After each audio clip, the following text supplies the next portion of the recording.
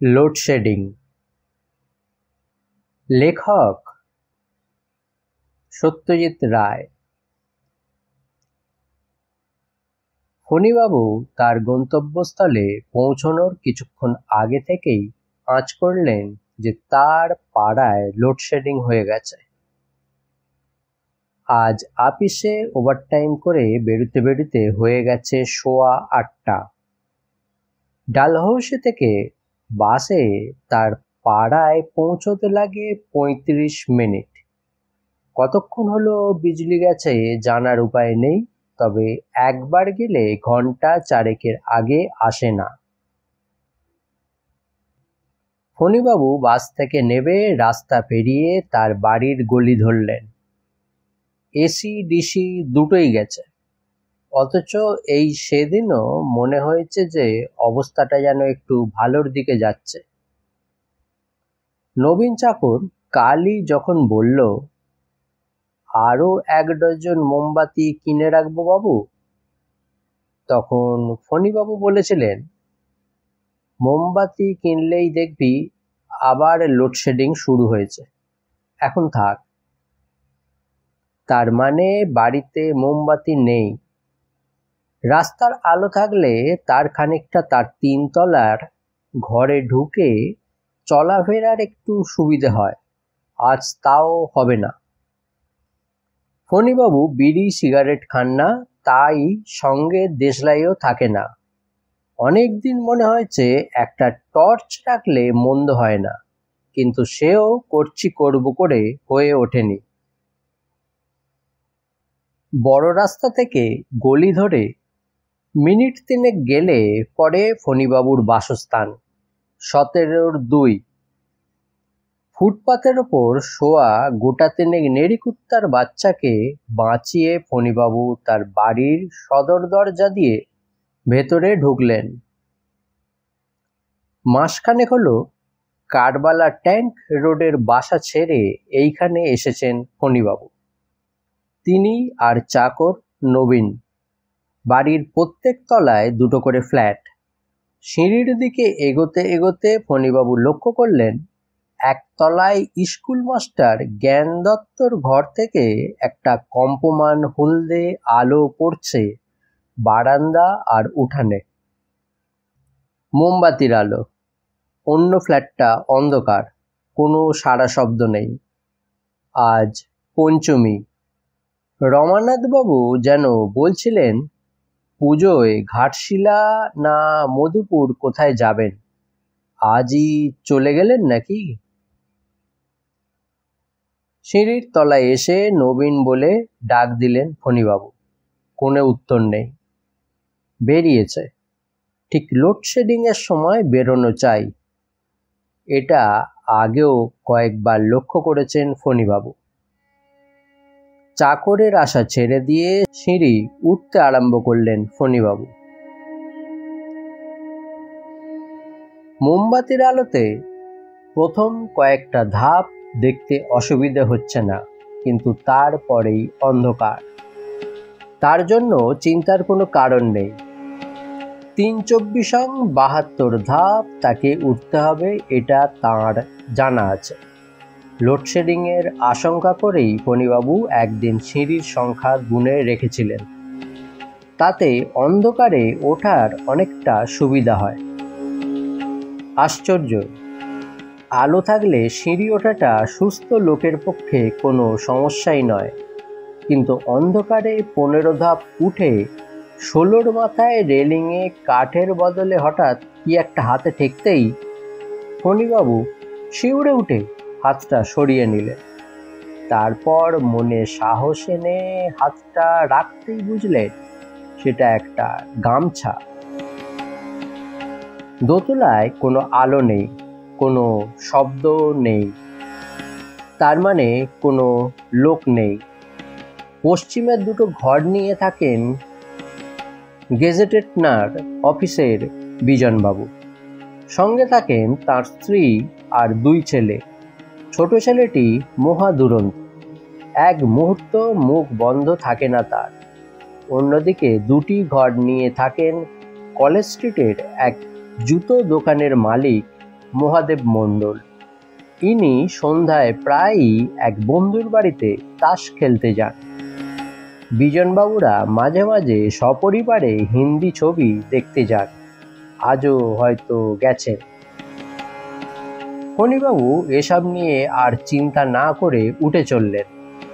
60 ধাপ উঠে ডাইনে মোড় নিতেই একটা টিনের পাত্রের সঙ্গে ঠক্করের ফলে একটা কান ফাটা শব্দ তাকে কিছুক্ষণের জন্য বেতাল করে দিয়ে তার হৃৎস্পন্দনের মাত্রা বাড়িয়ে দিল। বাকি 12টা ধাপ তাকে তাই অতি সাবধানে পা ফেলে উঠতে হলো। এবার বাঁয়ে ঘুরতে হবে। সামনে দড়িতে ঝোলানো একটা খালি পাখির খাঁচা পড়বে। তার পড়শি নরেশ বিশ্বাসকে তিনি অনেক দিন থেকে বলছেন যে ময়নাটা যখন মরেই গেছে তখন আর খালি খাঁচাটাকে পথের মাঝখানে ঝুলিয়ে রাখা কেন। ভদ্রলোক এখনো পর্যন্ত কথাটা কানেই তোলেননি।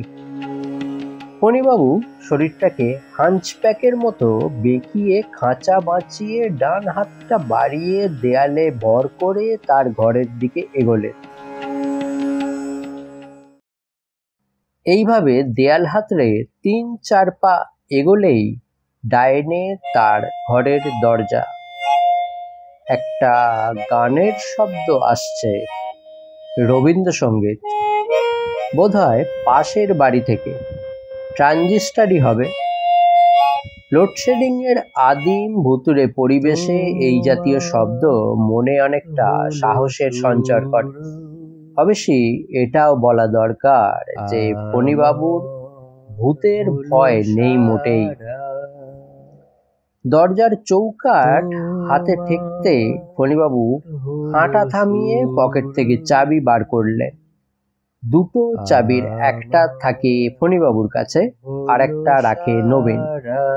তালার জায়গা আন্দাজ করা সহজ ব্যাপার, কিন্তু কড়া হাতড়ে ফণীবাবু তালা পেলেন না। অথচ তার স্পষ্ট মনে আছে যে আপিসে যাবার সময় তিনি তালা লাগিয়ে পকেটে চাবি পুড়েছেন। এটাও কি তাহলে নবীনের কীর্তি? সে কি তাহলে ভিতর থেকে দরজা বন্ধ করে ঘুমিয়ে পড়েছে? ফণীবাবু দরজা ধাক্কা দিতে গিয়ে বোকা বনে গেলেন, কারণ দরজা দিব্যি খুলে গেল। নবীন? কোনো উত্তর নেই। নবীন ঘুম কাতুরে নয়, সেটা ফণীবাবু জানেন। ফণীবাবু চৌকাঠ পেরিয়ে ঘরে ঢুকলেন। অবশ্যই ঘরে ঢুকলেন কথাটা বোধহয় ঠিক হলো না, কারণ দরজার পিছনে কি আছে তা বুঝতে হলে বিড়ালের চোখ দরকার। ফণীবাবু একবার চোখ বন্ধ করে আবার খুলে দেখলেন দুটো অবস্থার মধ্যে কোনো তফাৎ নেই। বাকি কাজ তিনি ইচ্ছে করলে চোখ বন্ধ করেই করতে পারেন। একেই বলে নিরেট অন্ধকার, যাকে দুহাত দিয়ে ঠেলে সামনে এগোতে হয়।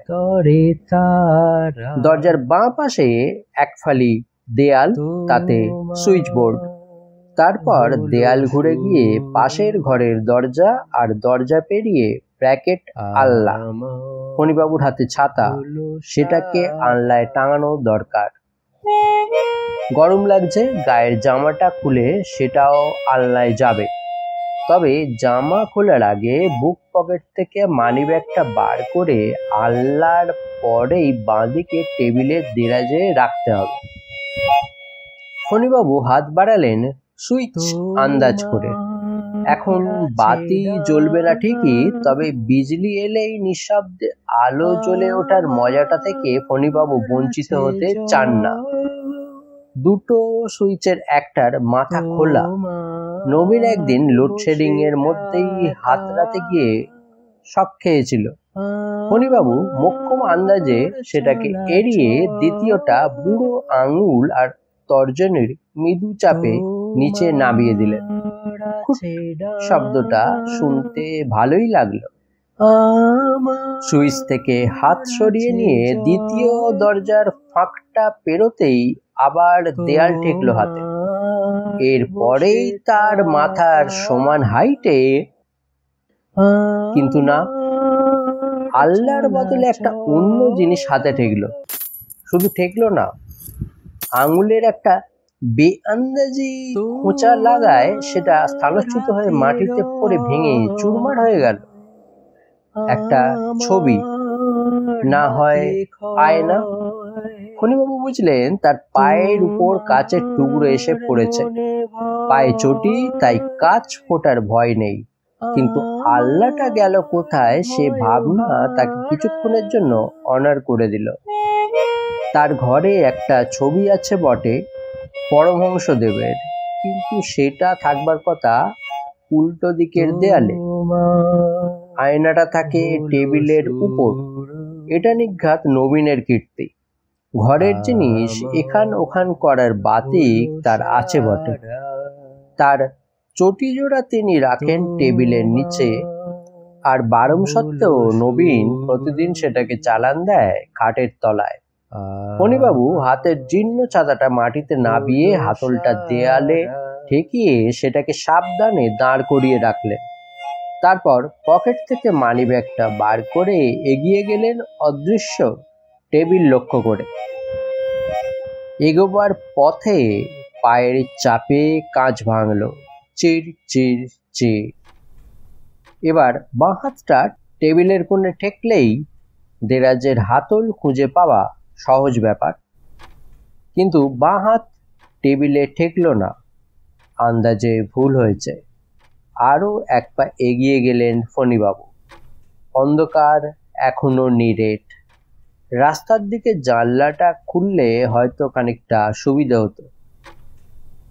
এবার বাঁ হাতটা বাধা পেল একটা আসবাব, কাঠের আসবাব, কিন্তু টেবিল নয়। আলমারি কি? হ্যাঁ, এই তো হাতল, খাড়াখাড়ি হাতল, কাঁচের হাতল, পলকাটা, কাট গ্লাস, যেমন অনেক পুরনো আলমারিতে থাকে। ফণীবাবুর একটা পুরনো আলমারি আছে বটে, কিন্তু তার হাতল কাচের কিনা সেটা মনে পড়ল না। কিন্তু এ কি, আলমারি যে খোলা! ফণীবাবু হাতলটা ছেড়ে দিলেন। অল্প টান দিতেই দরজা খুলে এসেছে। সব যেন কেমন গোলমাল হয়ে যাচ্ছে। তার আলমারি স্বভাবতই তিনি কখনো খোলা রেখে যান না। যদিও ধন দৌলত বলতে তার কিছুই নেই, কিন্তু জামা কাপড় আছে, কিছু পুরনো দলিল আছে, টাকা পয়সা যা কিছু থাকে আলমারির দেরাজে। আজ সকালে কি তাহলে চাবি দিতে ভুলে গিয়েছিলেন ফণীবাবু? কিন্তু টেবিলটা গেল কোথায়? তাহলে কি? তাই হবে। কারণটা খুঁজে পেয়েছেন ফণীবাবু। গতকাল ছিল রবিবার, দুপুরে এলো তুমুল বৃষ্টি, আর তখনই ফণীবাবু দেখলেন যে তার ঘরের সিলিং থেকে ফোঁটা ফোঁটা জল পড়ছে ঘরের ভিতর। টেবিলের উপরেও জল পড়ছিল, তাই নবীন খবরের কাগজ চাপা দিয়েছিল। আসলে বাড়িটা বেশ পুরনো। বাড়িওয়ালাকে ছাদ সারানোর কথা বলতে হবে, এই কথাটা তখনই মনে হয়েছিল ফণীবাবু। আজও যে এ পাড়ায় দুপুরের দিকে বৃষ্টি হয়েছে সেটা ফণীবাবু রাস্তা ভিজে দেখেই বুঝেছিলেন। নবীন যদি টেবিলটাকে জানলার দিকে সরিয়ে থাকে এবং কাপড় সমেত আলনাটা উল্টো দিকের দেয়ালে টাঙিয়ে থাকে, তাহলে বলতে হবে সে সুবিবেচনার পরিচয় দিয়েছে। ফণীবাবু মানিব্যাগটা পকেটে পুরে জানলার দিকে এগোলেন। 3 পা এগোতেই বাধা পড়ল।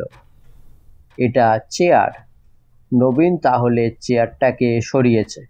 না, এভাবে অন্ধকারে হাতড়ানোর কোনো মানে হয় না। তার চেয়ে বাকি সময়টা আলোর অপেক্ষায় চেয়ারটাতেই বসে কাটিয়ে দেয়া ভালো। ফণীবাবু বসলেন। হাতলওয়ালা চেয়ার, বসার জায়গাটা বেতের। একবার যেন মনে হলো তার নিজের ঘরের চেয়ারে হাতল নেই, কিন্তু পর মুহূর্তেই খটকাটা মন থেকে দূর করে দিলেন। মানুষ নিজের ঘরের আসবাবের খুঁটিনাটি সবসময় মনে রাখে না। এই অভিজ্ঞতা তার আজকে হয়েছে। এখন ফণীবাবুর মুখ দরজার দিকে। বাইরে ছোট ছাদটার ওদিকে একটা ফিকে চতুষ্কোণ আভা। ফণীবাবু বুঝলেন সেটা আকাশ। শহরের যে অংশে লোডশেডিং নেই সেখানকার আলো প্রতিফলিত হয়ে আকাশে পড়েছে। যদিও মেঘ থাকায় তারা দেখা দিচ্ছে না, যাক তবুও তো একটা দেখার জিনিস রয়েছে চোখের সামনে। একটা টিকটিক শব্দ সম্বন্ধে সচেতন হয়ে যে মুহূর্তে ফণীবাবুর খেয়াল হলো যে তার ঘরে কোনো টেবিল ঘড়ি নেই, ঠিক সেই মুহূর্তে একটা কান ফাটা শব্দ তাকে চমকিয়ে প্রায় চেয়ার থেকে ফেলে দিল। টেলিফোন! তার মাথার ঠিক পেছনে টেবিলের উপর টেলিফোন বেজে উঠেছে। নিঃশব্দ অন্ধকারে প্রায় 1 মিনিট ধরে একটা তুমুল আলোড়ন তুলে অবশেষে টেলিফোনটা থামল।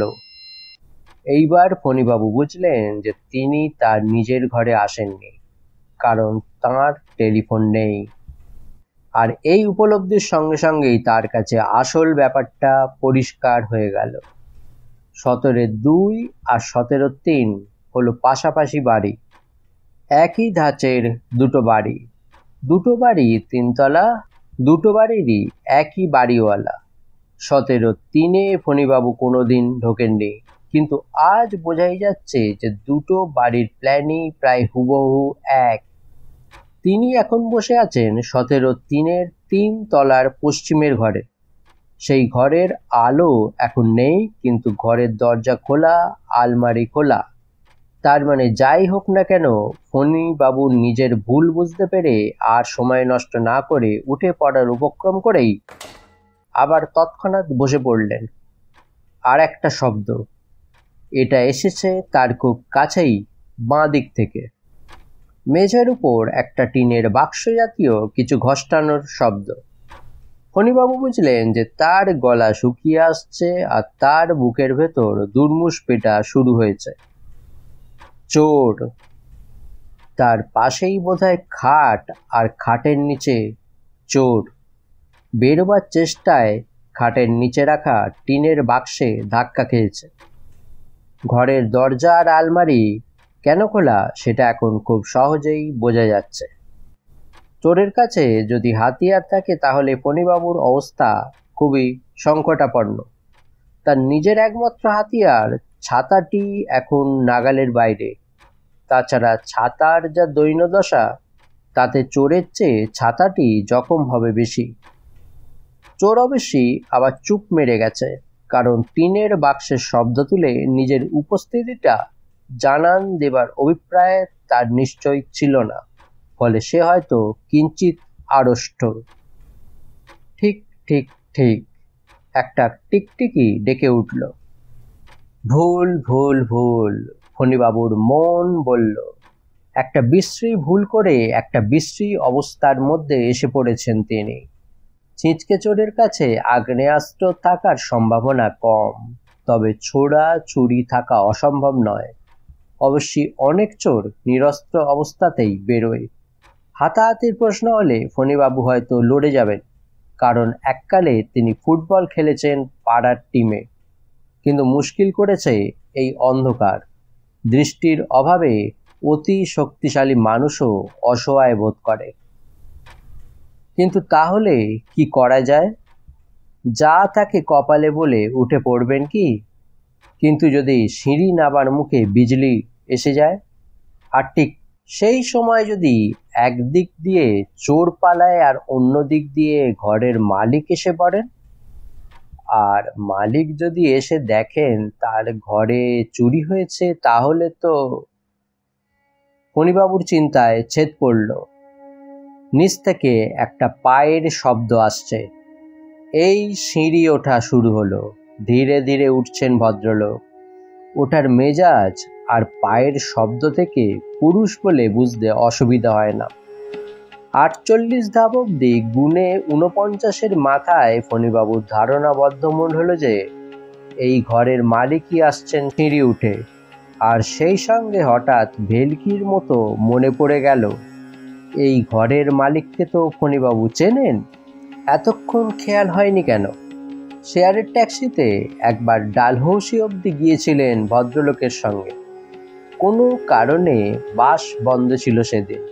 ভদ্রলোক নিজেই নিজের পরিচয় দিয়েছিলেন, নাম আদিনাথ শ্যানলাল।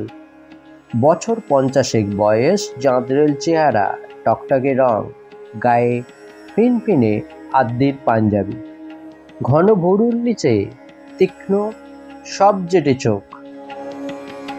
62, 63, 64 পায়ের শব্দ এখন জোরালো, ঘরের ভেতরেও শব্দ, কচমচ ধূপধাপ, আর তারপরেই একটা যন্ত্রণাসূচক উফ।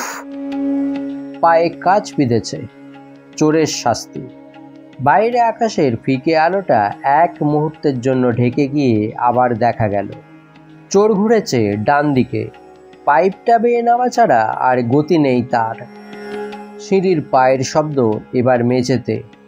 বাইরের বারান্দায় ফণীবাবু উঠে পড়লেন। সাবধানে কাচ বাঁচিয়ে ছাতাটা তুলে নিয়ে পাশের ঘরে গিয়ে ঢুকলেন। দরজার মুখ অব্দি এসে পায়ের শব্দ থামল চৌকাঠের বাইরে। কয়েক মুহূর্তের নিস্তব্ধতা, তারপর এ কি দরজাটা? আদিনাথ সান্যালের বাজখাই কণ্ঠস্বর। অনেক গল্প করেছিলেন সেদিন ট্যাক্সিতে, তাই ফণীবাবু গলাটা ভোলেননি। আরও মনে পড়ছে ফণীবাবু, তার পাশের ঘরের নরেশ বিশ্বাস বলেছিলেন একটা কথা, সান্যাল মশাই নাকি অগাধ টাকার মালিক, কলকাতায় 3খানা বাড়ি, সব ভাড়া দিয়ে নিজে এইখানে থাকেন। উপার্জনের রাস্তাগুলো নাকি সিধে নয়, আলমারিতে নাকি অনেক কালো টাকা। সান্যাল মশাই এখন ঘরের ভিতর, কাঁচ ভাঙতে ভাঙতে এগিয়ে চলেছেন হাতে হাতে চোর ধরার আশায়। জোরে জোরে নিঃশ্বাস পড়ছে ভদ্রলোকের। ফণীবাবুর আর ভয় নেই।